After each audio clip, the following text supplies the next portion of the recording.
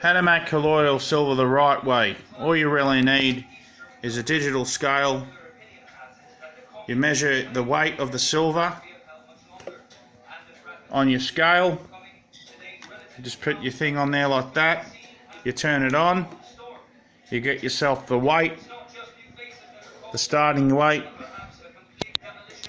The starting weight is 27 grams, 4.2, 42 hundredths of a point.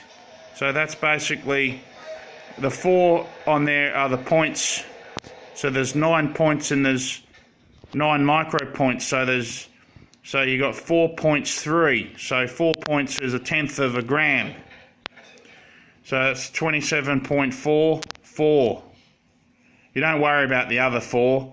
You start, so basically at the end of it, it'll be 27.34. So that'll be 1 point in that mason jar 15 hours later. 1 point equals, in 2 litre container, equals 50 parts per million. So each time you want 1 point of substance. I've got about just under a point. I started off with 25.1 and I got 24.4. So I've got about anywhere from 35 to 45 parts per million in that container. This is the only way to do it. The most accurate way is using a digital pair of scales. Even more accurate is using an analog micro scale, which are very hard to find these days, but about 98% accuracy. 90% accuracy with a digital scale. About 30 to 40% accurate with a TDS meter, parts per million meter, which I don't encourage you to use.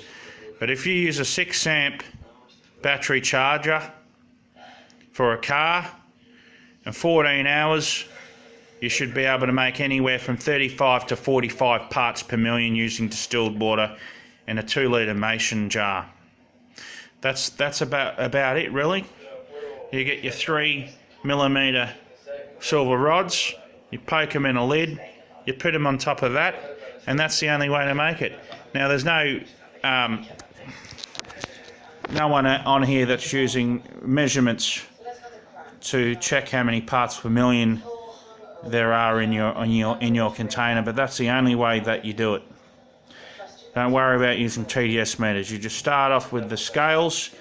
If you got 25 grams, you want to have 24.9 grams when you're finished in a 2 litre container. That gives you about 50 parts per million.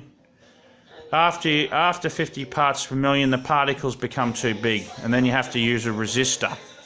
All you do is you tie a 27k resistor on one of the rods, you solder it on, and then you just hook up your battery charger.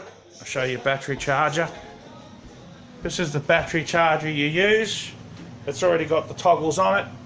Basically, the battery charger says it's fully charged, but don't worry about the fully charged bit. It's just using very little current is going into it, so it can sense that there's no battery on it. So you probably get about 2 milliamps constantly going, 1.5 milliamps constantly going through your 14 volts, 1.5 milliamps. You don't want to use 36 volts.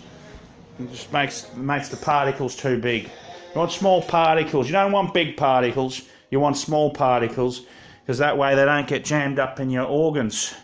Big particles will damage your organs. Alright, that's all I've got. Small particles won't damage your organs, but the big ones could get caught up in your organs.